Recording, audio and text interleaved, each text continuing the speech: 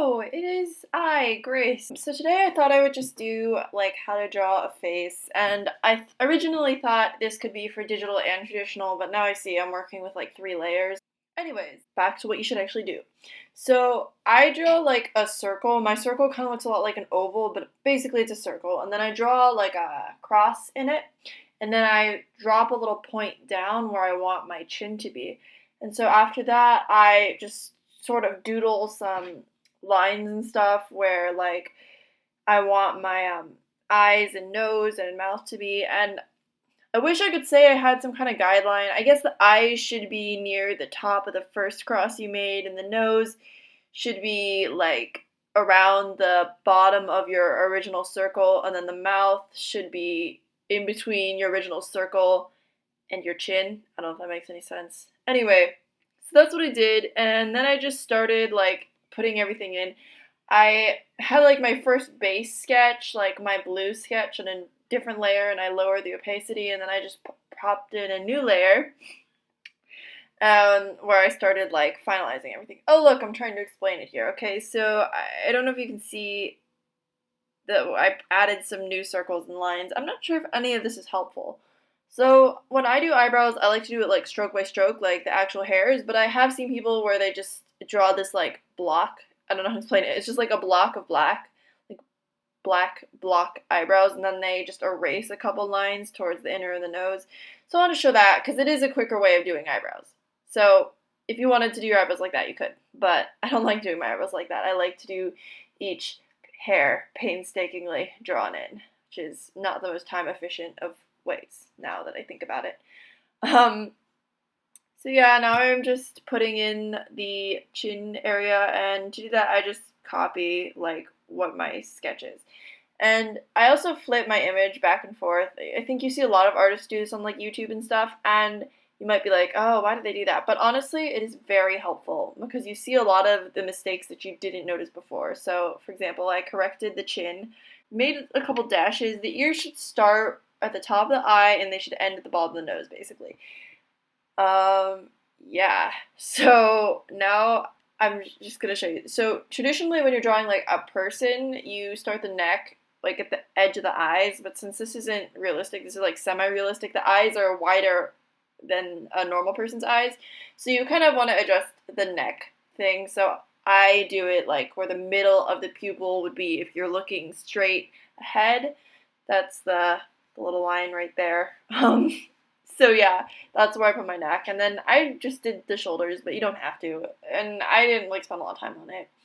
Basically, just don't put the shoulders like really close to the head because that's not how they work in real life.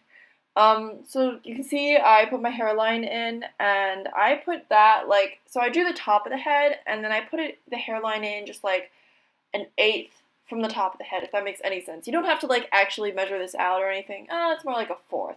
But basically from the eyebrows to the top of the head, like a fourth of that should be where your hairline starts. And then you can go wild on the hair.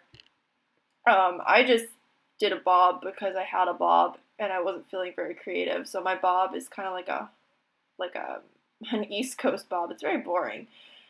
So now I'm just putting in like little details. This is more like what I like to do, though. You don't have to do this. So then I put, that is honestly what I would like work with most of the time. I just be like, hey guys, look at my drawing.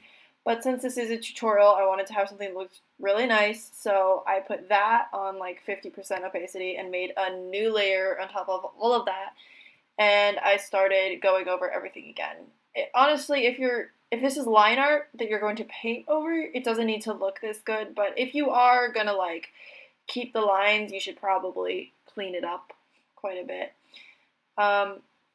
As you can see, when you're drawing a real person, the nose should be in between it should go to the like inner corner of your eye, if that makes any sense, like where those lines are. But since this is semi-realistic and you don't want, like, the nose would look really weird if it was that big since the eyes are so far apart. So I just kind of made it like somewhere in the middle, like a little bit in the middle. And normally, again, when you're drawing a real person, like, you can see the lines that come down from the middle of where the pupils would be. If there were pupils there, that's normally where your mouth should end. But since this isn't like a real person, I figured that the mouth should be a little bit smaller. because the eyes are so wide apart. In retrospect, I should maybe have not made the eyes so wide apart, but that kind of thing is what gives characters like character, you know? Like makes them look different from everyone else. The little weird things that aren't traditionally like attractive or symmetrical. Okay, so now I'm just inking in the hair and going to ink the neck and the shirt. Yeah, so that is basically it. I think I'm gonna go in now and just fill in the shirt with black. And I'm not gonna lie, I didn't come up with this. I've seen a lot of artists do it. So you usually erase a couple random lines and it looks good or whatever, and you don't actually have to do anything else, which is fantastic because I'm lazy. So I think about this point, I just started putting in a few more details because I noticed it was looking pretty blank, and I also noticed that the eyes were looking a little crazy, like the pupils were going two different directions. And I also added in a crease, which is, where your eye crease is. I don't know how to explain it, but I think a lot of people tend to forget them from the beginning, so it's important to add that in. Oh, and I also decided the chin was a little long. And yeah, that is it. That's how I draw my people. So I hope you enjoyed this video and you learned something today. This is the finished project. I just added a little orange background for that extra pizzazz.